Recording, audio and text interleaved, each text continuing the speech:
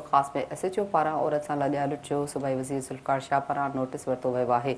सूबाई वज़ीर ज़ुल्फ़िकार शाह पारां नोटिस SSP खे मुकमल जांच जी हिदायत कई वई आहे। थाणे ते फ़रियाद खणी ईंदड़ औरत सां लॼा लुट कंदड़ SHO मुअतल कयो वियो। मेरान थाणे जे SHO ख़ादिम तालप फ़रियादी औरत सां ज़्यादती कई।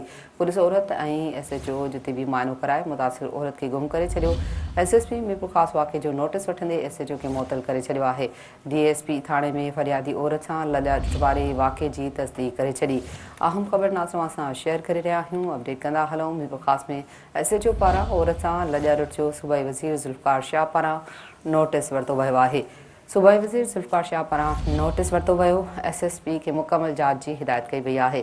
थाणे ते फ़रियाद खणी ईंदड़ औरत सां लॼा लुट कंदड़ SHO मुअतल कयो वियो। मेरान थाणे जे SHO ख़ादिम तालपुर फ़रियादी औरत सां ज़्यादती कई। पुलिस औरत SHO जिते बि मुआइनो करे मुतासिर औरत खे गुम करे छॾियो आहे।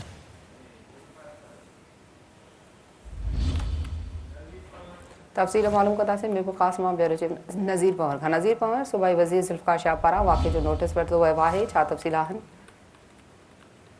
जी बिल्कुल तव्हांखे ॿुधाईंदो हलां त मीरपुर ख़ास जे मेरान थाणे जे हद में जेका छोकिरी इंसाफ़ लाइ जेका वई तो SHO पारां जेका मुबैना सां ज़्यादती कई, उन खां पोइ जेको आहे SSP पारां नोटिस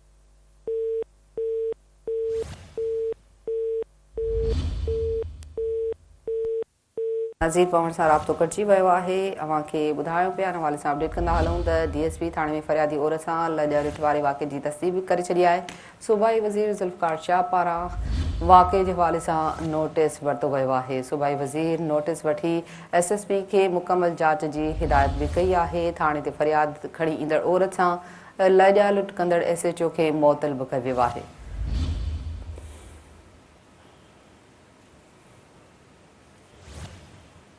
अहम ख़बर ॾियूं पिया। मीरपुर ख़ासि में SHO पारां औरत सां लॼा लुट जो सूबाई वज़ीर तरफ़ां ज़ुल्फ़िकार शाह पारां नोटिस वरितो वियो आहे।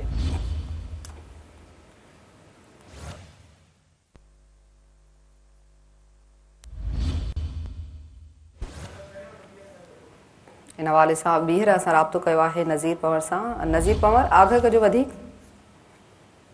तव्हांखे ॿुधाईंदो आहियां त मीरपुर ख़ासि में मेरान थाणे जे हद में जेका छोकिरी सां जेका मुबैना ज़्यादती थी SHO पारां जेका ज़्यादती कई ऐं उन वाक़े जो सूबाई वज़ीर साहिब ज़ुल्फ़िकार अली शाह पारां जेका नोटिस वठंदे SSP मीरपुर ख़ासि खां रिपोर्ट तलब कई वई आहे।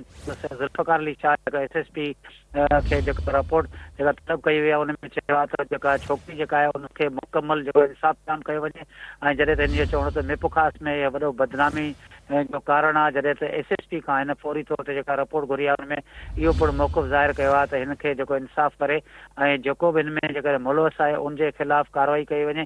जॾहिं सैयद ज़ुल्फ़िकार अली शाह जो इहो पिणु मौक़ुफ़ साम्हूं आयो आहे त हिन जो फौरी तौर जेकर मेडिकल करायो वञे ऐं उन खां अलावा छोकिरी जो जेको आहे केस जेको आहे ऐं जेकर हुन में जेका ज़्यादती थियल आहे त हुनजो मुलवस जेको अमलदार आहे उनजे ख़िलाफ़ केस दाख़िल कयो वञे। जी